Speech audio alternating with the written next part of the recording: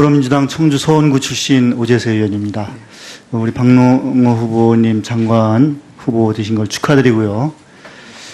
지금 말씀하신 거 보니까 복지 공약을 반드시 이행하도록 하겠다. 그리고 재원을 반드시 확보하도록 노력하겠다. 그리고 기재부에 대해서 명분과 비전을 제시해서 예산을 반드시 확보하겠다.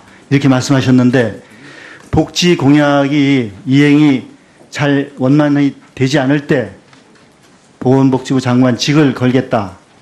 그런 각오를 가지고 계십니까? 네, 각오 가지고 있습니다. 대통령 공약의 총 재원이 얼마인지 아시죠? 네. 얼마입니까?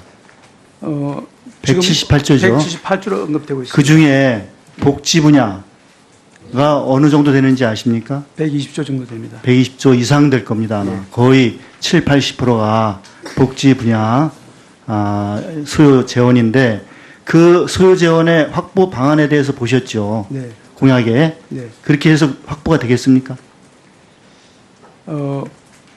되리라 생각을 합니다. 된다고 보십니까? 예. 재원 확보 방안 좀 보여주세요. 저기 보면 재정 지출을 절약해서 하겠다. 세제 개혁을 해서 하겠다. 이렇게 있는데 저 재정 지출 절약이 가능합니까? 그 부분은 그렇게 신빙성이 있다고 생각하지 않습니다. 네. 지금 정부가 내건 공약에 의해서는 재정 확보가 될 수 없다고 이렇게 보이고요. 네. 지금 복지부 장관이 가장 우려해야 될 부분은 기재부 입장입니다. 기재부. 복지부 장관과 기재부 장관이 이 재원 확보에 대해서 치열하게 논쟁을 해서 해야 되는데 항상 기재부가 우위에 서고 복지부가 예산 확보에서 열위에 있기 때문에 이게 안 되거든요. 지금 증세에 대해서도 기재부는 하지 않겠다. 근데 증세하지 않고 재원 마련이 어렵다고 보시죠? 네. 예. 어떻게 기재부와 재원 확보 방안에서 투쟁을 하실 건지 아까 모두에 말씀하셨듯이 직을 걸고 하겠다는 각오로 기재부 장관과 치열하게 투쟁하시겠습니까? 예. 투쟁이라는 용어는 저는 그렇게 적절하지 않지만 어쨌든 기재부 장관과 충분히 상의해서 반드시 그 자원을 확보하겠습니다. 네, 아까 말씀하셨지만 복지에 대해서 기재부는 경제 성장에 져야 된다. 증세가 그런 입장으로 알고 있거든요. 네. 그렇게 생각하십니까? 저는 그렇게 생각하지 않습니다. 하지 않죠. 예. 그러니까 복지부와 기재부가 지금 충돌하고 있는 거예요. 네. 그렇기 때문에 이 복지 공약을 이행하는 것이 무엇보다도 이 정부의 책임이다 하는 거 인정하시죠? 네. 기재부가 이 공약을 하는데 져야 된다고 할 때는 철저히 기재부를 능가해야 돼요. 네. 그럴 각오를 가지고 있습니까? 각오를 가지고 있습니다. 예. 지금 문재인 정부의 공약의 7, 80%가 복지 공약이고 이 공약을 이행하기 위해서는 반드시 재원 확보가 돼야 되는데 지금 재원 확보 방안이 지금 수립되어 있지 않다고 보입니다. 네. 그렇기 때문에 우리 복지부 장관님은 이 재원을 어떻게 확보하실 것인가 하는 것이 바로 복지부 장관 그리고 이 정부의 공약 이행을 하는데 관건입니다. 예. 이게 되지 않으면 안 되는 거예요. 확실히 이해하시겠죠? 예. 예. 여기 계시는 보건복지위원회 위원님들이 정말 적극적으로 도와주시면 제가 선두에 서서 재원 확보를 나서겠습니다. 네, 이 재원 확보는 복지부 장관만의 문제는 아니고 저는 여당 의원이기 때문에 여당 의원으로서 또 국회에서 세법이라든지 예산 심의라든지를 통해서 복지부를 도와서 함께 하겠습니다마는 일단 정부에서 우리 복지부 장관이 기재부 장관에게 기재부보다 복지부가 더 중요하다. 경제 성장보다 복지가 더 중요하다. 지금 성장도 해야 되지만 더 우선해서 복지 공약을 이행하기 위해서 반드시 재원을 확보해야 되고 마련해야 된다 하는 것을 복지부 전 공무원이 기재부 공무원들에게 철저하게 얘기해야 돼요. 그렇게 얘기하시겠어요? 예, 이미 제가 여러 차례 간부들을 만나는 사적인 자리에서 그걸 이미 이야기를 했고 간부들도 그렇게 각오를 다지고 있습니다. 예, 하여튼 이 공약이 꼭 이행되도록 하시고 이행되지 않을 때는 언제든지 책임을 지시기를 바랍니다. 그렇게 하겠습니다. 네, 고맙습니다. 수고하셨습니다. 다음은 국민의당 티도자 의원님 질의해 주시기 바랍니다. 예. 먼저 보건복지부 장관 후보자가 되신 걸 축하드립니다. 감사합니다. 박누 후보자께서는 복지 분야 전문성을 인정받아 후보가 되셨습니다. 반면에 보건복지의 지식과 복지 분야의 실무, 행정, 조직, 운영 능력 등 여러 분야에서 보건복지부 장관으로서의 자질이 의심되고 있습니다. 또한 도덕성과 관련된 각종 의혹들도 제기된 상태입니다. 이 자리에서 이런 우려를 해소시켜 주시길 기대하면서 질의를 시작하겠습니다. 먼저 도덕성에 관련돼서 질의를 하고 이후에는 정책기로 넘어가겠습니다. 후보자께서는 독립생계를 이유로 장남의 재산 고지를 거부했습니다. 그러시죠? 네, 그렇습니다. 예. 하지만 그동안 후보자는 해외 소득이 있는 장남을 피부양자로 올려서 소득 공제도 받으시고 건강보험 혜택도 받아왔습니다. 네. 예. 저는 피부양자 소득 요건을 벗어나는 데에도 해외 소득이라는 이유로 피부양자가 될 수 있는 현행 건강보험 제도의 허점을 악용한 것이라 생각합니다. 외국에서 일하며 소득이 발생한 시점부터 급여정지 신청이라도 했어야 하는데 후보자는 그러지 않았습니다. 네. 후보자님, 건강보험공단을 관리 감독하고 건강보험 재정 누수를 막아야 할 복지부 장관이 되겠다는 후보자께서 세금 납부를 회피하고 건강보험 무임승차를 방조했다는 점이 자질을 아주 의심케 합니다. 장관이 되신다면 건보 적용 기준에 해외 소득이 확인되지 않는 제도적 사각지대를 해소하는 그러한 근본적인 대책을 마련해야 된다고 생각하는데 본인께서 직접 경험한 바가 있으니까 소신껏 답변을 해 주시기 바랍니다. 네. 그리고 보니까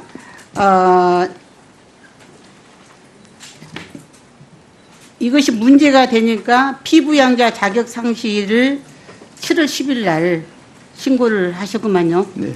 네. 방금 제가 말씀드린 것을 소신껏 답변해 주시기 바랍니다. 예. 짧게 해 주십시오. 예, 제 아들과 관련해서 이런 무리가 있어서 정말 죄송스럽습니다. 다만 그냥 있는 그대로 말씀을 드리면 2009년에 유학을 떠나서 약 1년 반 전에 박사학위를 받고 그 이어서 바로 박사후 과정을 이어오다가 작년 11월 이후에 이제 그 과정의 연장선상에서 벤처 기업을 만드는 학교 프로그램으로 가입을 해서 벤처 회사를 만들고 있는 과정입니다.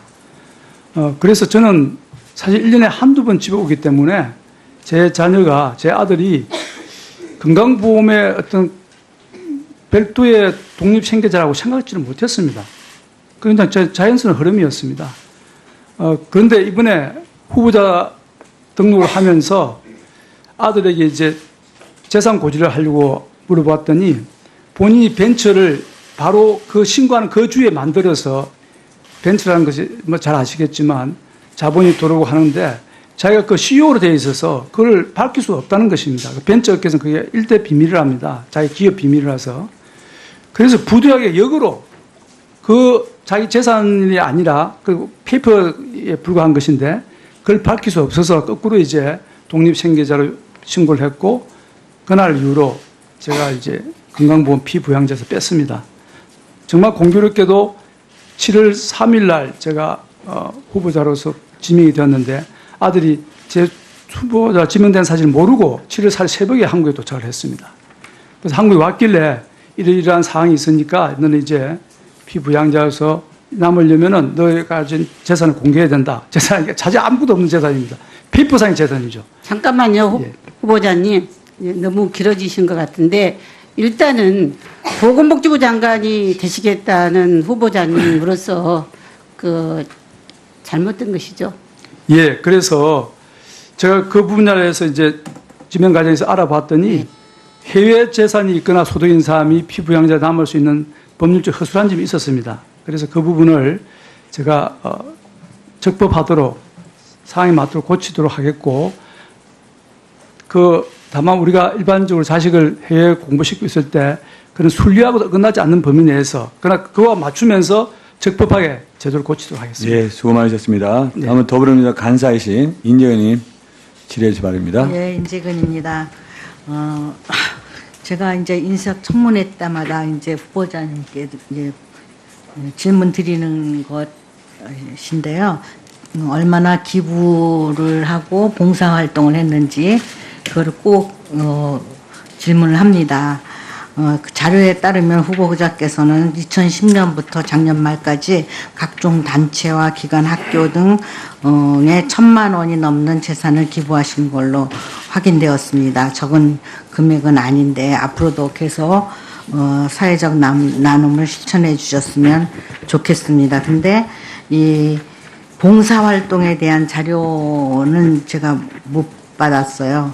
그래서 어떤 사모님과 함께라든가 사모님만 하셨던지 하여튼 봉사활동을 어떤 활동들을 하셨는지 지금 이 자리에서 말씀해 주셨으면 고맙겠습니다.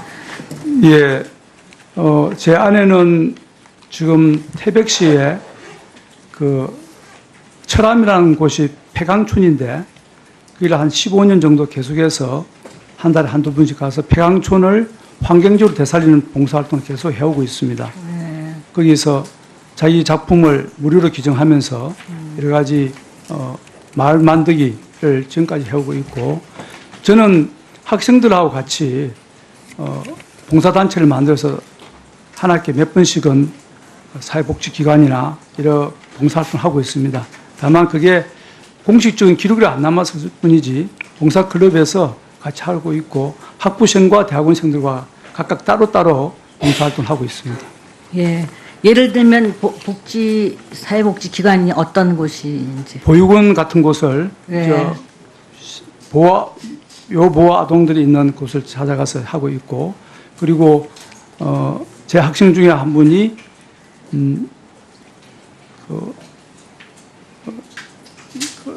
쉼터를 운영하고 있습니다. 네. 가정에서 여러 가지 문제가 있어서 생긴 쉼터를 운영하고 있고, 또 다문화 가정에 대해서 생기는 쉼터를 운영하고 있어서 그곳에 가서도 제가 봉사활동을 하고 있습니다. 예. 다음은 그 장관님 되시면 이런 일에 어떻게 대처하실 건지에 대해서 질의하겠습니다. 고독사에 대해서 지금 1인 1가구가 갈수록 늘어가고 있고 또 복지부의 그 역할이 매우 중요한데 장관 되시면 고독사에 대한 그 생각과 그리고 그 고독사를 예방하기 위해서 어떤 정책을 구상하고 계신지 말씀해 주시고요. 또 한 가지 장관이 되시면 지금 미세먼지가 굉장히 심각한데 이 미세문제에 대해서 어떻게 그 대처를 하실 건지, 지금 새 정부가 미세먼지 케어 서비스에 보건복지부 병원 보건소 인프라를 적극적으로 활용해야 한다고 보는데 이에 대해서 후보자 어떻게 생각하시는지 두 가지 말씀해 주세요. 예, 위원님께서 말씀하시고 지금 인지하고 계시는 그 두 가지 문제점은 아주 적절하게 저도 같이 공유를 하고 있습니다. 우리가 지금 노인 단독 가구가 많고 거기에서 여러 가지 고독사가 발생을 하고 있는데 정말 안타깝게도 아주 뒤늦게 발견하는 사례도 있고 이런 일들이 빈번하게 발생하고 있습니다. 물론 지금 정부에서 노인 돌봄 서비스도 하고 있고 노인 돌봄 종합 서비스를 해서 여러 가지 대처를 하고 있지만 상당히 미흡하다고 저는 알고 있습니다. 전체 독거 노인에 비해서 그 제공되는 서비스 양이 적고 그래서 제대로 적절하게 좀 돌봄을 못하고 있습니다. 그래서 그 부분에 대해서 1차적으로 노인 돌봄 서비스를 종합 서비스 같은 경우도 좀 더 확대해서 노인들 직접적으로 돌보고 조금은 첨단 과학을 이용을 해서 노인들이 생활하고 있는 그 생활 공간에 미리 알 수 있는 그런 장치들도 강구할 수 있지 않나 하고 생각을 하고 있습니다. 그래서 조금 더 선진적으로 노인 고독사를 막고 혹시 불행하게도 노인 고독사 발생을 하면 즉각 알 수 있는 그런 제도적 장치를 만들도록 하겠습니다. 미세 문제에 대해서는 지금 정부 관할 사항 중에서는 환경부가 주도를 하고 있습니다. 그런데 미세 문제로 인해서 국민들이 받는 피해는 다 생명과 건강에 관련된 것이기 때문에 보건복지부가 보다 좀 적극적으로 나서야 된다고 저는 생각을 합니다. 그래서 환경부와 적절히 협의를 해서 보건복지부가 해야 될 일은 마땅히 할 수 있도록 그렇게 정책적으로 대응을 하겠습니다. 예, 수고 많으셨습니다.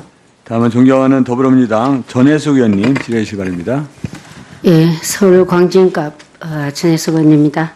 먼저 보건복지부 장관 후보 되신 거 축하드리면서 후보자께서 답변을 기초생활보장제도를 비롯한 복지 분야의 전문가라고 말씀을 하셨는데 이 답변서를 보니까 제가 조금 실망스러운 게 있어요. 네, 예를 들어서 장애 등급제를 단계적으로 폐지하겠다. 장애 등급제. 그리고 부양 의무자 기준도 지난번에는 폐지하겠다고 하셨는데 지금 이번에 재정적으로 단계적으로 폐지하겠다. 장애 등급제가 단계적으로 폐지하는 것이 맞습니까? 뭐 논리적으로 보면 일치하는 게 맞습니다. 장애는 어떻게 우리가 해줘야 되는 겁니까? 장애인을 제가 말씀드린 좀 선진국 수준으로 인권을 보호하고 예, 선진국 수준이 어떤 걸 이야기하는 차별 거죠? 없는 사회입니다. 아니, 그리고 차별 없는 거는 맞는데요. 장애인이 우리가 장애인이 불편을 느끼지 않게 해주는 거 맞는데. 비장애인과 마찬가지로 사회활동할 수 있게끔 만든 지금 현재 장애 등급제를 매긴 것은 네. 악법이죠. 네. 장애인들의 돈을 적게 주기 위해서 장애 등급제를 매겼기 때문에 이거는 단계적 폐지가 아니고 예. 이 등급제 자체는 폐지를 하고 예. 장애인에게 필요한 욕구 맞춤형으로 바꾸는 것이 맞는 거 아닙니까? 맞습니다. 그 답변을 하셔야 되는데 네. 단계적으로 폐지한다 해서 제가 굉장히 실망스러웠다는 말씀드리고요. 네. 그다음에 우리가 기초생활수급자를 어느 정도 실제적으로 우리 기초생활수급자로 한다면 우리 국가에 몇만 명 정도가 있다고 생각하세요? 지금 현재 정부 발표하고 어떻게 예. 차이 난다고 보십니까? 비수급 빈곤자까지 포함을 하면은 네. 현재 지금 개별급여자가 나는데 165만 명이 수급을 받고 있는데 네. 비수급 빈곤층까지 포함하면 그 100만 명 정도 더 늘어나야 됩니다. 그래서 260만 정도 돼야 됩니다. 네, 한 400만 정도 저는 보고 있습니다. 예, 차상위까지 하면 400만입니다. 예, 그렇죠. 예. 근데 그걸 만들기 위해서 만든 기준이 뭐죠? 중요소득 기초생활수급자가 상당히 그렇게 많은데도 불구하고 이걸 줄이기 위해서 만든 기준이 뭡니까? 최저생계비 말씀이십니까? 아닙니다. 부양의무자 예, 기준을 부양의무자 조금 만들었죠. 말씀, 예. 또 하나 뭐 만들었습니까? 근로능력 기준을 만들었습니다. 예? 장관 후보자께서 그걸 아셔야 돼요. 근로능력 기준이란 걸 만들어서 이분들에게 일자리도 주지도 않으면서 기초생활수급자로부터 거의 포함되지 않게 하기 위해서 그런 기준을 만들었단 말입니다. 그걸 줄였는데 그것이 송파 세모녀 사건을 비롯한 사회 문제가 되니까 거기에 대해서 이제 어떻게 지원할 것인가, 이거 교육 지원이니 뭐 이런 의료 지원이 이런 형태로 바뀌어서 지금 겨우 160만 정도 네. 이렇게 가고 있는 거거든요. 부양의무자 기준 폐지를 어떻게 하면 이게 왜 단계적으로 또 해야 된다고 하세요? 전면 폐지를 말씀하셨다가? 저는 2000년 10월 1일 기초생활보장법이 시행되는 그날부터 한결같이 부양의무자 조건을 폐지하라고 주장한 사람입니다. 그래서 이게 돈의 문제가 아니지 않습니까? 이 문제는 뭐냐면 부양의무자 폐지를 제가 굉장히 주장한 거는 이걸로 인해서 아까 우리 존경한 윤소아님 말씀하시거든요. 희귀 난치성 질환이라든가 이런 분들이 전부 부양의무자 기준으로 해서 기초생활수급자가 못 되고 있는 겁니다. 이분들이 살지도 못하고 가족들이 심지어 자살하는 이런 비참한 상태까지 가 있는데 이건 대통령의 의지의 문제예요. 그러니까 저는 장관 후보자께서 기재부와 담판을 해서 이길 생각을 하면 그건 난센스라고 생각합니다. 기재부 장관을 절대 복지부 장관이 설득할 수가 없습니다. 전체 파이가 있는데 어떻게 합니까? 대통령의 의지를 받아낼 수 있는 정말 대통령의 복심에 있는 사람이어야 이것이 가능한 거죠. 예. 어떻게 복지부 장관이 기재부 장관하고 이런 일을 아무리 필요하다 해도 국가 전체를 운영하는 장관이 그걸 파일을 줄 수 있습니까? 대통령이 강력하게 대통령께 건의해서 이 제도 자체는 사실은 기초생활수급자인데 이 돈을 주지 않기 위해서 만든 부양의무자라는 하나의 그 이름만 그럴싸하게 만들어서 기초생활수급자를 다시 올리고 있는 제도라는 것을 본인께서 말씀하시죠. 본인이 단계적 폐지를 이야기하시면 그건 이 답변은 잘못됐다. 그럼 다 장관으로서 자격이 이건 상당히 부족한 부분이다. 이렇게 생각하는데 어떻게 생각하세요? 예, 그 위원님께서 말씀하신 그 의도와 높은 뜻은 제가 충분히 공감합니다. 저도 앞서 말씀드린 것처럼 2000년 이 법을 만들 당시부터 기초생활보장법에서 부양의무자 조건을 없애야 된다 주장했던 사람이고 그에 관련된 논문도 쓴 적이 있습니다. 다만 그것이 현실적으로 그 기간 또 지난 20년 동안 어려웠습니다. 예산 제약 때문에. 지금도 제가 보건복지부 장관 되면 하루아침에 이걸 없앨 수 있다는 장신할 수 없습니다. 그러나 단계적이라는 것이 머지않아 빨리 부양의무자 조건을 철폐를 해서 실질적으로 모든 국민에게 기초생활이 보장되도록 그렇게 노력을 최선을 하겠습니다. 예, 수고 많으셨습니다. 다음은 존경하는 그 권명희 의원님, 예, 질의하시기 바랍니다. 네, 박능우 후보자님. 먼저 보건복지부 장관 후보자 되신 거 축하드립니다. 감사합니다. 언론을 통해서 많이 보셨겠지만 그 민정수석실 캐비넷 문건에서 그 국민연금기금의 의결권 부분을 행사하는 지침 나온 거 알고 계시죠? 예. 네. 어차피 이 삼성물산하고 제일모직의 합병이 박근혜 최순실 게이트의 핵심 중에 하나입니다. 그리고 국민연금기금이 그 게이트를 거들어서 상당히 기여했기 때문에 국민들이 국민연금기금에 대한 엄청난 실망을 하고 있고 보건복지부가 과연 감독을 제대로 했는가라는 질타가 있어서 굉장히 큰 문제가 되고 있다고 생각하는데 이 부분에 대한 후보자의 생각은 어떠십니까? 예, 제가 뭐 자세한 경위는 모르지만 국민의 그 최후의 보루인 노후소득을 보장하는 국민연금기금이 그렇게 불투명하게 또 흐트러지게 사용됐다고 한 게 사실이라면 그것은 반드시 우리가 청산해야 될 그런 문제라고 생각을 합니다. 네, 이 건으로 문영표 전 이사장이 징역 2년 6개월 선고받은 거 아시죠? 예. 네, 그런데도 국민연금공단이 대선이 끝나고 그 보름 뒤에 그 삼성물산하고 제일모직 합병에 직간접적으로 그 가입했던 인물들을 전격 승진시켰습니다. 예를 들면 뭐 최준규 씨 같은 경우는 삼성물산하고 제일모직 합병 당시에 합병 비율 그리고 합병 정당성 논리를 맞는 사람인데 리서치 팀장에서 주식 운용실장으로 승진시켰고요. 김재상 해외투자실장도 마찬가지였습니다. 그래서 7월 5일 날 이게 김재상 해외투자실장은 임용 취소가 결정이 됐고 그리고 그다음에 강면욱 그 국민연금기금운용본부장이 어제 사표를 제출했습니다. 이분은 안종범 수석과 고교 대학 직속 후배고 이게 임기 2년을 채우지 못하고 중도 하차한 건 처음이라고 제가 들었습니다. 이 지금 청와대 속속 나오는 문건의 증거 능력에 대해서는 뭐 이후에 더 논의가 있어야 되겠습니다만은 검찰에서도 이걸 수사를 진행할 예정이라고 알고 있습니다. 질의 드리겠습니다. 복지부 장관께서는 지금 후보자께서는 삼성물산 제일모직건으로 복지부 내나 그 국민연금공단에 그 내부 징계를 받은 사람이 한 명도 없다고 저는 알고 있는데 어떻습니까?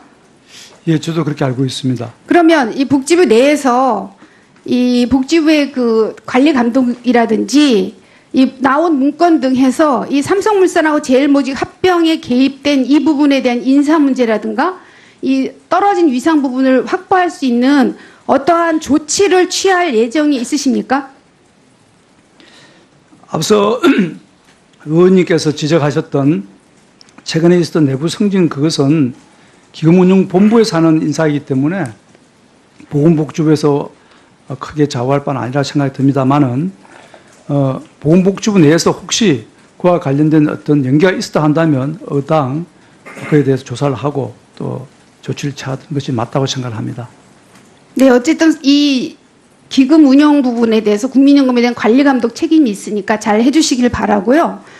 그 다음에 그 건강보험 체납 부분에 대해서 질의드리겠습니다. 올해 3월 국민건강보험법 개정안 통과됐죠? 네. 네, 그래서 여전히 이 건강보험 제도에 대한 민원 중에 큰 비중이 건강보험 체납자 문제입니다. 문재인 대통령 당선되시고 광화문 1번가에 국민 의견 접수할 때 한 216건 정도 이 부분이 접수가 되었는데요. 뭐 정규직 입사 앞두고 있다가 아버지 체납 때문에 합격 취소된 사례 뭐 이런 건 많이 보셨을 겁니다. 박근혜 정부가 2015년 8월 사회보장위원회를 통해서 지방자치단체 유사 중복 사업을 정비하면서 그다음 지자체에서 자체 예산으로 하고 있었던 월 보험료 5,000원, 1만 원 수준의 저소득 가입자 보험료 지원 사업 중단하도록 지시했거든요. 예. 그래서 생계형 체납자를 증가시키는 결과를 가져왔습니다. 후보자께서 장관이 되시면 올해 2월 23일 관계 장관회의 결과로 국무조정실에서 발표한 내수 활성화 방안에 이 생계형 체납자 87만 세대 건강보험 체납 결손 처분 계획을 있습니다. 이 부분이 어떻게 진행되고 있는지 파악해 주시고요. 건강보험 체납 징수제도의 현황과 문제점 그 부분을 제대로 살펴보고 적절한 개선 방안을 추진하시기를 건의드리는데 이 부분 어떻게 생각하십니까? 아주 적절한 건이라고 저는 생각을 합니다. 아마 앞서 그 사회보장위원회에서 체납 보험료를 지방정부 차원에서 보조해 주는 것을 사회보험의 근간을 흔드는 것으로 인정을 생각을 해가지고 그러한 조치를 취한 것으로 저는 알고 있는데 물론 사회보험과 어느 정도 어긋날 수는 있지만 그건 현실을 무시한 처사로 저는 생각을 합니다. 현장의 어려운 사람들을 먼저 도와주는 것이 복지제도의 우선이지 사회보험 제도와 원리 어긋난다 해서 그런 조치는 적절하지 않다고 생각을 하고요. 방금 위원님께서 말씀하신 체납자 처분에 대해서 여러 가지 특히 생계형 체납자에 대해서 각별하게 조치를 취해야 되는 것은 꼭 그렇게 하도록 하겠습니다. 네, 수고 많으셨습니다. 다음은 존경하는 자유한국당 송석준 의원님 질의해 주시기 바랍니다. 네, 상생과 조화의 도시 경기도 이천시 지역 출신 송석준 의원입니다. 박능호 후보자님, 예, 저 대학 선배님이신데 후보자 되신 거 축하드립니다. 감사합니다. 예, 혹시 문재인 대통령의 고위 인사 원칙, 예, 그 5가지 아시죠? 네, 알고 있습니다. 예, 새 정부는 정의사회를 구현하겠다. 그래서 과거의 적폐를 청산하고 정의사회를 구현하겠다고 하셨습니다. 근데 최근에 제가 이제 새 정부 구성하면서 인사 원칙 5대 원칙을 제시했는데 지금 새 정부를 구성하는 과정에 과연 이러한 목표와 각오가 얼마나 지켜지는지 의심이 듭니다. 오히려 저는 내로남불도 있지만 내정, 남적의 원칙이 오히려 이 고위 인사 원칙에 적용되지 않나 싶습니다. 내가 하면 정의, 남이 하면 적폐. 지금 많은 그동안 임명됐거나 지금 추진되는 분 중에는 이런 5대 원칙을 지키지 못하는 분이 많은 것 같아요. 심지어 일부 상임위에서는 5대 원칙을 모두 어기는 오관왕도 나타났다고 합니다. 우리 후보자님은 몇 개나 지키고 몇 개 어겼다고 생각을 하세요? 예. 제가 그 인사청문회 초기에도 88년도 됐습니다. 예. 뭐 몇 개 어겼죠? 한두 개는 어긴 것 예, 같습니다. 한두 개. 예. 저는 뭐 병역 탈루 문제는 제가 또렷이 잡은 건 없어요. 그렇지만 5대 원칙 중에 4개가 저는 의배됐다 이런 지금 생각을 하고 또 그런 관련 사실을 파악하고 있습니다. 네. 그에 대해서는 지금 시간이 허용되는 범위 내로 같이 한번 따져보시죠. 네. 근데 5대 원칙의 4개 병역 탈루 외에 부동산 투기 의혹, 그리고 논문 표절, 의장 전입, 탈세 의혹, 뭐 이런 것들 있는데요. 자, 이 외에도 또 심각한 또 법규 위반 사태가 또 있었어요. 혹시 그 교통법규 위반으로 그 자동차 8번에 걸쳐서 압류된 사실 알고 계신가요? 사실 지금까지 몰랐습니다. 아, 그러세요? 예. 그게 후보자님뿐 아니라 후보자의 배우자님뿐만 아니라 후보자님의 경우에도 각종 이 법규 위반으로 과태료 체납이 되고 그래서 결국은 보유지 자랑이 8차례나 압류됐어요. 예, 검증 과정에서 저도 알게 되었습니다. 차를 안 끌고 다니시나요? 가지고 다닙니다. 그런데 어떻게 그걸 압류됐다는 거를 최근에 지난 15년 3월에 체납 처분으로 압류가 된 후에 지난 이번에 인사검증 기간 중에 압류를 해제한 사실이 있는데 이걸 모르셨나요? 예. 그건 좀 말씀드릴 기회가 주어지면 제가 소상히 말씀드리겠습니다. 예. 그 부분에 대해서 말씀드리고요. 그리고 아까 다른 의원님들이 말씀하신 것 중에 부동산 투기 의혹에 대해서는 없다. 이렇게 단호히 말씀하셨잖아요. 네. 부동산 투기 의혹 문제는 물론 우리 서민들의 가슴을 멍들게 하는 그야말로 돈이 있는 분들이 쉽게 그야말로 가격 싼 땅을 사서 짧은 기간에 불로소득을 얻는 그거 나쁘다고 보는 거지 않습니까? 네, 맞습니다. 예. 그렇지만 더 나쁜 거는요.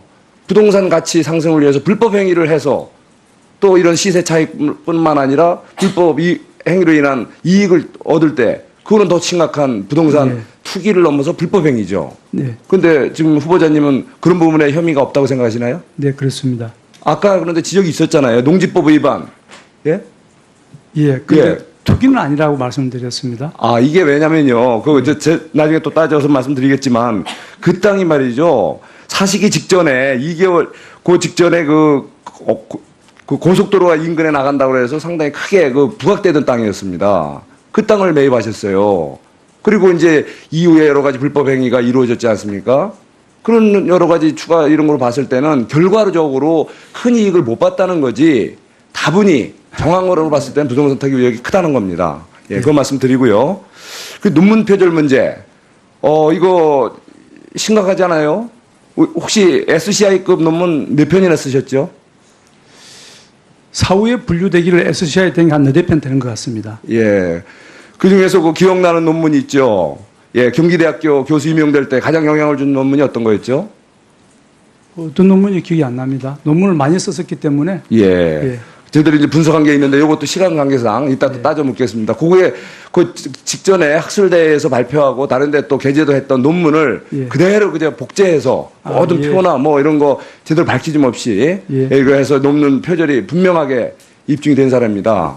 예. 예. 그리고 의장 전입 문제 아까 우리 존경하는 천정배 의원님도 지적하셨지만 이거 심각한 겁니다. 예. 선거법 위반뿐만 아니라 주민등록법 위반. 서민들은 말이죠. 정치인들 예, 수고 많으셨습니다. 다음은 존경하는 자유한국당 김명현 의원님 질의해 주시기 바랍니다. 네, 안산시 단원구갑의 김명현 의원입니다. 후보자께서는 동료 청문위원들의 그 질의에 답변을 이렇게 했습니다. 배우자께서 농지법, 건축법, 농지 경작 이행에 대한 불이행, 이런 위반한 당사자를 이해한다. 이게 자랑입니까? 이 아닙니다. 청문회 자리에서 후보자의 도덕성을 갖다 묻는 질의에 뭐 여성 국민들에게 동정심을 바라는 그런 답변을밖에 안 들리고, 나는 그러면 후보자가 지금 국무위원 후보가 아니고 그렇다면 그대로 뭉개고 가겠다는 얘기예요. 불법인지 알고도 부인을 이해하고 이런 동정심을 구걸하는 듯한 답변 바람직하지 않고요.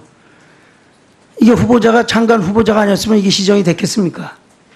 전 안 했다고 봐요. 그동안 안 했던 거를 어떤 계기가 돼서 후보자가 이걸 시정을 했겠습니까?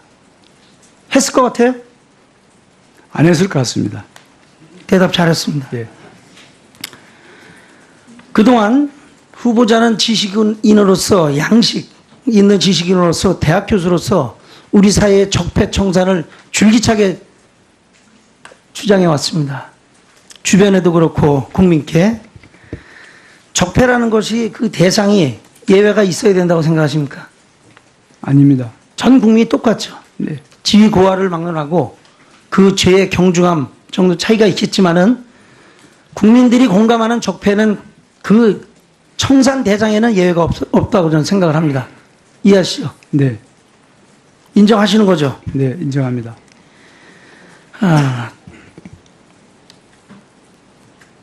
한번 제가 오늘 청문회에 여러 가지 자료를 준비했습니다만은 첫 번째 질의를 우리 국민들께 지금 이 자리에 계신 박능우 보건복지부 장관 후보자의 실체가 어떤지 고발을 하는 겁니다. 첫째, 본인과 배우자의 위장 전입, 건축법 위반, 농지법 위반, 농지 경작 이행 불이행, 그다음에 언론에 보도된 내용의 논문 중복 해제, 그리고 후보 제자 논문 가로채기 의혹, 이런 부분들이 이제 보도된 부분이 있는데 이건 진실 여부를 가리겠습니다. 세 번째, 보건사회연구원 재직 시절의 특혜 의혹입니다. 세상에 16년 7개월 재직 중에 13년 4개월이 겸직이에요. 겸직 없이 3년 3개월 근무했습니다. 그 다음에 또 세금 탈루 의혹이에요. 이건 의혹이 아니라 실체죠. 세금 부인, 이를테면 근로소득과 기타 소득, 이걸 구분을 못해서 탈루했다. 모르고 있었다. 이러고 있다가, 아니, 대학 교수 되시는 분들이 이런 거 국민들도 세금, 내가 뭘 취득했으면은 자신 신고하고 납세하고, 그 다음에 고지서 나오면은 납부하고, 이게 기본 4대 의무 중에 하나인데, 그동안 적폐청산을 그렇게 외쳤던 분이 대학 교수께서 이걸 내가 몰라서 못했다. 근로소득과 기타 소득을 구분하지 못했다. 이렇게 하고 빠져나가려고 그래요. 그리고, 청문회 검증기간에 한 건 내고, 또 하나 걸려 들어갖고 지명 하루 전에 한 건 내고, 이렇게 치사하게 납부까지도 모르고 있다고 핑계대다 늦게 내고, 그런 분이 아들의 건강보험 피부양자 등록, 이거에 대해서는 해외 소득은 안 해도 된다는 국민건강보험법 시행령 41조 4항을 들이대면서 합법이다. 그렇게 국민건강보험법 시행령까지 빠듯하게 알고 계신 분이 어떻게 근로소득과 기타 소득을 구분하지 못해서 이걸 못 냈다. 이렇게 변명을 할 수 있습니까? 양식의 문제예요, 양식의. 최근에 또 창업을 하니까는 이제 부양자의 자격 상실 신고를 하고요. 그게 7월 10일입니다. 다 후보자 지명되고 나서 모든 걸 다 배웠어요, 세상에. 예? 그렇게 학력이 좋으신 분이. 그 다음에 아까 우리 존경하는 천정배 의원님께서 지적하신 공직선거법 위반. 이게 국민선거를 갖다가 회방한 아주 중대한 법을 위반한 것입니다. 처벌 기준이 얼마나 엄중한지 아시죠? 옛날 그 당시의 기준대로 보지 말고 지금 장관 후보자는 지금 우리가 인사 검증. 그래요. 예, 김현희 의원 수고 많으셨습니다. 다음은 존경하는 자유한국당 윤종필 의원님 질의해 주시기 바랍니다. 네, 자유한국당 윤종필 의원입니다. 저는 문재인 대통령이 지키지 못할 인사원칙에 대해서 한번 여쭤보겠습니다. 문재인 대통령께서는 취임 전으로 크게 두 가지 지키지 못할 그런 말씀들, 즉 거짓말을 하셨다고 하나요? 하셨습니다. 그 첫째는 문 대통령께서 인사 5대 원칙에 따라서 5대 비리 관련자는 고위공직에서 배제하겠다고 하셨습니다. 그런데 많은 국무위원들, 후보자들은 비리에 연루가 많이 되었었습니다. 지금 보건복지부 장관 후보자도 예외는 아닙니다. 5개 중에 4개가 해당이 됩니다. 그리고 PPT, 그리고 둘째, 취임사에서 저에 대한 지지와 상관없이 유능한 인재를 삼고 초려해서 일을 맡기겠다고 대국민들 앞에서 대탕평 인사 약속하셨습니다. 하지만 대선에서 도왔던 캠퍼 출신 인사들 대거 발탁했습니다. 총리 장관 18명 중에 무려 11명이 캠퍼 출신입니다. 대선 후 2달이 지나서 지금 캠퍼 출신인 후보자를 보건복지부 장관 후보자로 내정한 것만 봐도 과연 대탕평에 의지가 있는지 심히 의심스럽다고 말할 수 있겠습니다. 대통령께서는 말로만 대탕평을 말씀하신 것이 아닌가 그렇게 생각이 되어집니다. 오죽하면 장관이 되려면 세금 탈루해도 괜찮다. 부동산 투기해도 괜찮다. 논문 표절해도 괜찮다. 그러니까 대선 캠프에만 들어가라는 이런 말까지 돌았습니다. 후보자도 이런 말씀 들어보셨습니까? 그렇습니다. 본 의원이 이런 말씀 드리는 이유가 있습니다. 인사가 만사이기 때문입니다. 보건복지부 장관은 우리나라 보건복지의 수장입니다. 보건복지부 조직이나 산하 공공기관의 기능이나 역할에 맞는 인재를 적재적소에 배치해야 될 의무가 있는 그런 자리입니다. 그런데 후보자는 연구원 교수 출신입니다. 그런데 행정이나 관료 경험이 저는 없다고 봅니다. 본인은 행정 능력이 있다고 말씀하시지만 그리고 심지어는 문재인 대통령의 캠프 출신 코드 인사입니다. 이런 상황에서 만약 문재인 대통령이 보건복지부 산하 그 7개 준정부 기관과 16개의 기타 공공기관에 캠프 인사나 코드 인사로 낙하산 인사를 단행할 때 이럴 때 후보자는 어떻게 대처를 하실 것입니까? 간단하게 답해 주십시오. 예, 가장 유능한 사람이 그 자리에 가도록 최선을 다하겠습니다. 네. 우리가 낙하산 인사를 하면 기관 직원들의 사기 떨어지는 건 눈에 보이듯 뻔합니다. 그리고 기관이 점점 더 부실화될 그런 쪽으로 가겠죠. 그래서 후보자가 당장 본인도 코드 인사, 캠프 인사로 이렇게 되어졌기 때문에 제대로 말을 할 수 있을까? 저는 그게 염려가 됩니다. 그래서 제대로 된 인사가 될 수 있도록 이 원칙을 건의드릴 수는 있겠습니까? 예, 그렇게 하겠습니다. 예, 지금도 임기가 끝난 공공기관장에 캠프 인사가 물망에 많이 오르고 있다고 뭐 신문에도 나고 했는데 잘 알고 계시죠? 네.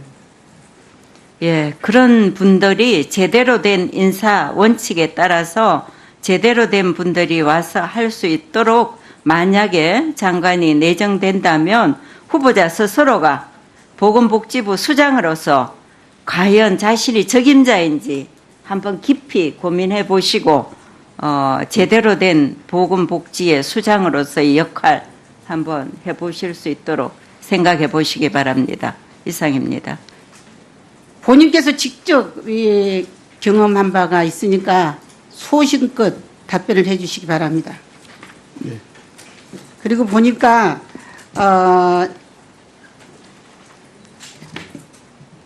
이것이 문제가 되니까 피부양자 자격 상실을 7월 10일 날 신고를 하셨구만요. 네. 네. 방금 제가 말씀드린 것을 소신껏 답변해 주시기 바랍니다. 예.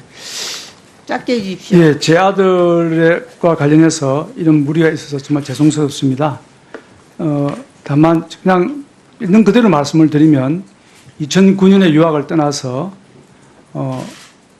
약 1년 반 전에 박사학위를 받고 그 이어서 바로 박사후 과정을 이어오다가 작년 11월 이후에 이제 그 과정의 연장선상에서 벤처 기업을 만드는 학교 프로그램으로 가입을 해서 벤처 회사를 만들고 있는 과정입니다. 그래서 저는 사실 1년에 한두 번 집에 오기 때문에 제 자녀가, 제 아들이 건강보험의 어떤 별도의 독립생계자라고 생각지는 못했습니다. 그냥 자연스러운 흐름이었습니다. 그런데 이번에 후보자 등록을 하면서 아들에게 이제 재산 고지를 하려고 물어봤더니 본인이 벤처를 바로 그 신고하는 그 주에 만들어서 벤처라는 것이 뭐 잘 아시겠지만 자본이 들어오고 하는데 자기가 그 CEO로 되어 있어서 그걸 밝힐 수 없다는 것입니다. 벤처 업계에서는 그게 일대 비밀을 합니다. 자기 기업 비밀이라서.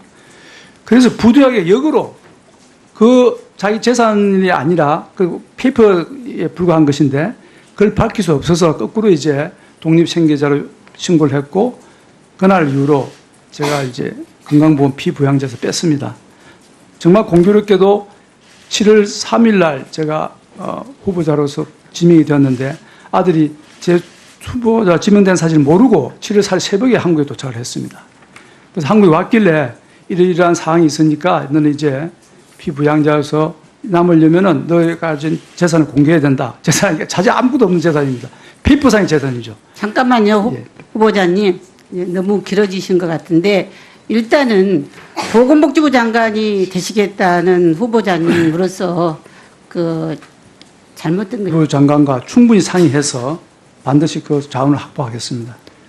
네, 아까 말씀하셨지만 복지에 대해서 기재부는 경제 성장에 저해야 된다. 증세가 그런 입장으로 알고 있거든요. 네. 그렇게 생각하십니까? 저는 그렇게 생각하지 않습니다. 하지 않죠. 예. 그러니까 복지부와 기재부가 지금 충돌하고 있는 거예요. 네. 그렇기 때문에 이 복지 공약을 이행하는 것이 무엇보다도 이 정부의 책임이다 하는 거 인정하시죠? 네. 그 기재부가 이 공약을 하는데 저해된다고 할 때는 철저히 기재부를 능가해야 돼요. 네. 그런 각오를 가지고 있습니까? 각오를 가지고 있습니다. 예, 지금 문재인 정부의 공약의 7, 80%가 복지 공약이고 이 공약을 이행하기 위해서는 반드시 재원 확보가 돼야 되는데 지금 재원 확보 방안이 지금 수립되어 있지 않다고 보입니다. 네. 그렇기 때문에 우리 복지부 장관님은 이 재원을 어떻게 확보할 것인가 하는 것이 바로 복지부 장관 그리고 이 정부의 공약 이행을 하는데 관건입니다. 예. 이게 되지 않으면 안 되는 거예요. 확실히 이해하시겠죠? 예. 예. 여기 계시는 보건복지위원회 위원님들이 정말 적극적으로 도와주시면 제가 선두에 서서 재원 확보를 나서겠습니다. 네, 이 재원 확보는 복지부 장관만의 문제는 아니고 저는 여당 의원이기 때문에 여당 의원으로서 또 국회에서 세법이라든지 예산 심의라든지를 통해서 복지부를 도와서 함께 하겠습니다마는 일단 정부에서 우리 복지부 장관이 기재부 장관에게 기재부보다 복지부가 더 중요하다. 경제 성장보다 복지가 더 중요하다. 지금 성장도 해야 되지만 더 우선해서 복지 공약을 이행하기 위해서 반드시 재원을 확보해야 되고 마련해야 된다 하는 것을 복지부 전 공무원이 기재부 공무원들에게 철저하게 얘기해야 돼요. 그렇게 얘기하시겠어요? 예, 이미 제가 여러 차례 간부들을 만나는 사적인 자리에서 그걸 이미 이야기를 했고 간부들도 그렇게 각오를 다지고 있습니다. 예, 하여튼 이 공약이 꼭 이행되도록 하시고 이행되지 않을 때는 언제든지 책임을 지시기를 바랍니다. 그렇게 하겠습니다. 네, 고맙습니다. 수고하셨습니다. 다음은 국민의당 티도자 의원님 질의해 주시기 바랍니다. 예. 먼저 보건복지부 장관 후보자가 되신 걸 축하드립니다. 감사합니다. 박누 후보자께서는 복지 분야 전문성을 인정받아 후보가 되셨습니다. 반면에 보건복지의 지식과 복지 분야의 실무, 행정, 조직, 운영 능력 등 여러 분야에서 보건복지부 장관으로서의 자질이 의심되고 있습니다. 또한 도덕성과 관련된 각종 의혹들도 제기된 상태입니다. 이 자리에서 이런 우려를 해소시켜 주시길 기대하면서 질의를 시작하겠습니다. 먼저 도덕성에 관련돼서 질의를 하고 이후에는 정책기로 넘어가겠습니다. 후보자께서는 독립생계를 이유로 장남의 재산 고지를 거부했습니다. 그러시죠? 네, 그렇습니다. 예. 하지만 그동안 후보자는 해외 소득이 있는 장남을 피부양자로 올려서 소득 공제도 받으시고 건강보험 혜택도 받아왔습니다. 네. 예. 저는 피부양자 소득 요건을 벗어나는 데에도 해외 소득이라는 이유로 피부양자가 될 수 있는 현행 건강보험 제도의 허점을 악용한 것이라 생각합니다. 외국에서 일하며 소득이 발생한 시점부터 급여정지 신청이라도 했어야 하는데 후보자는 그러지 않았습니다. 네. 후보자님, 건강보험공단을 관리 감독하고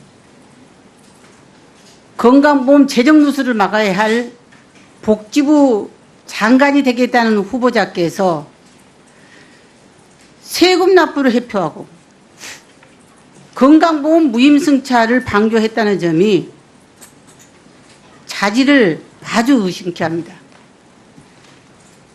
장관이 되신다면 건보 적용 기준에 해외 소득이 확인되지 않는 제도적 사각지대를 해소하는 그러한 근본적인 대책을 마련해야 된다고 생각하는데 보시죠. 예, 그래서 제가 그 분야에서 이제 지명 과정에서 알아봤더니 해외 재산이 있거나 소득인 사람이 피부양자에 담을 수 있는 법률적 허술한 점이 있었습니다. 그래서 그 부분을 제가 적법하도록 상황에 맞도록 고치도록 하겠고, 다만 우리가 일반적으로 자식을 해외 공부시키고 있을 때 그런 순리하고 끝나지 않는 범위 내에서 그러나 그와 맞추면서 적법하게 제도를 고치도록 하겠습니다. 예, 수고 많으셨습니다. 네. 다음은 더불어민주당 간사이신 인재현님 질의해 주시 바랍니다. 예, 인재근입니다. 제가 이제 인석 청문회 때마다 이제 후보자님께 이제 질문 드리는 것인데요. 얼마나 기부를 하고 봉사활동을 했는지 그거를 꼭 질문을 합니다.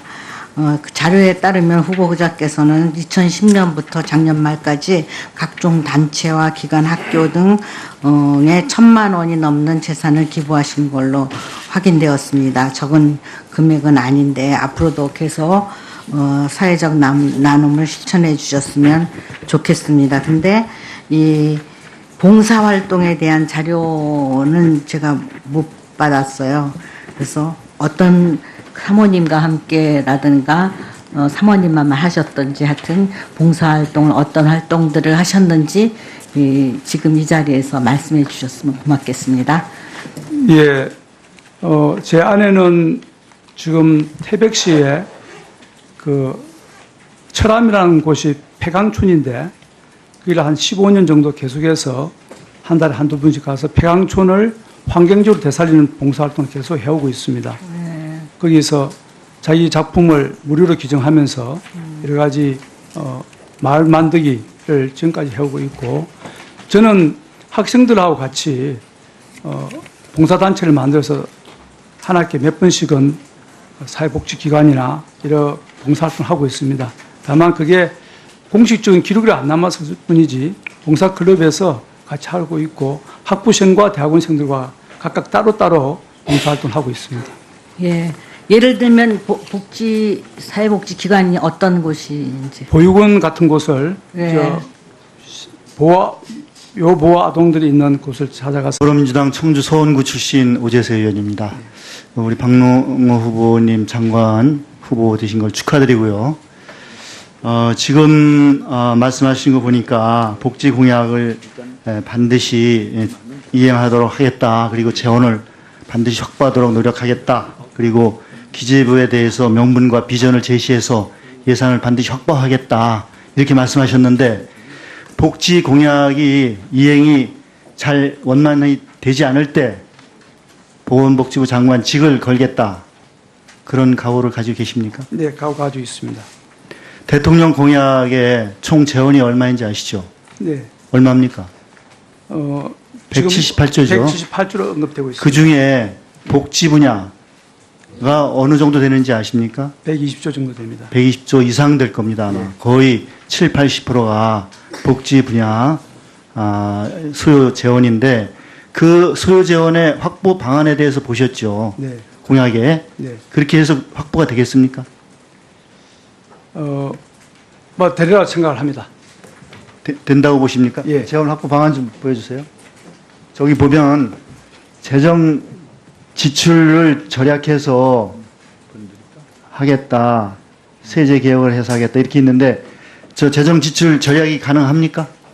그 부분은 그렇게 신빙성이 있다고 생각하지 않습니다. 네. 지금 정부가 내건 공약에 의해서는 재정 확보가 될 수 없다고 이렇게 보이고요. 네. 지금 복지부 장관이 가장 우려해야 될 부분은 기재부 입장입니다. 기재부. 복지부 장관과 기재부 장관이 이 재원 확보에 대해서 치열하게 논쟁을 해서 해야 되는데 항상 기재부가 우위에 서고 복지부가 예산 확보에서 열위에 있기 때문에 이게 안 되거든요. 지금 증세에 대해서도 기재부는 하지 않겠다. 근데 증세하지 않고 재원 마련이 어렵다고 보시죠? 네. 예. 어떻게 기재부와 재원 확보 방안에서 투쟁을 하실 건지 아까 모두에 말씀하셨듯이 직을 걸고 하겠다는 각오로 기재부 장관과 치열하게 투쟁하시겠습니까? 예. 투쟁이라는 용어는 저는 그렇게 적절하지 않지만 어쨌든 기재